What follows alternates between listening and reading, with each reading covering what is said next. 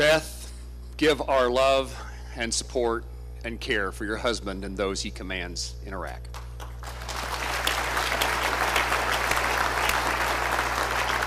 Sergeant Major, Colonel, General, we're delighted you're here.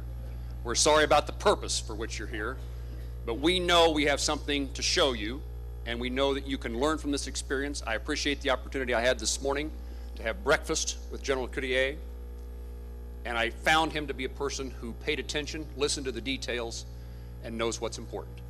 We couldn't ask for something better than somebody who cares about knowing the truth and knows what the truth is, knows what matters. Incidentally, this is the largest town hall meeting I've ever spoken to. So,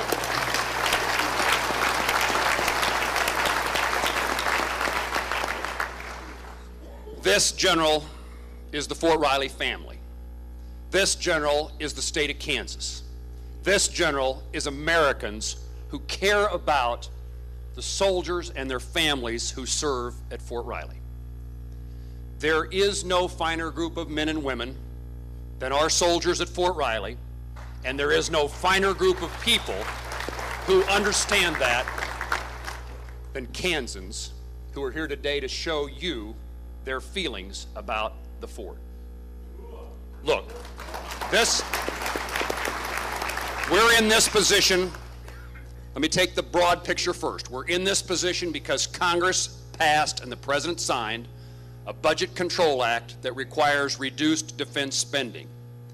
That, incidentally, makes no sense at a time when our country is in jeopardy and American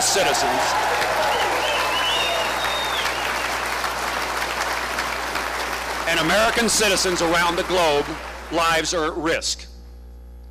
The question will become is, can Congress and the President reverse the bad decision that's been made and put us on a path to the necessary resources to fulfill the primary responsibility of the federal government of the United States, which is to defend the American people. Our work is cut out for us, but that's the task and that's the big picture. If we're able to accomplish that, then the decisions that the Army is going to make become significantly less important. So front and center is the Kansas congressional delegation is fully allied with the idea that we need a strong national defense and that 490,000 is better than 470, 450, 420, and we'll do our part to see that we get those resources back so the strength is present. Then the smaller, not smaller, but the more micro aspect of this is, so what if there are troop reductions?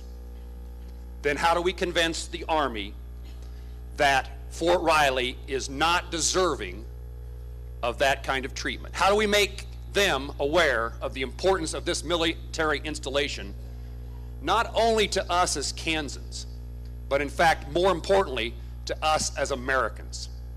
This is the place in which we defend our nation.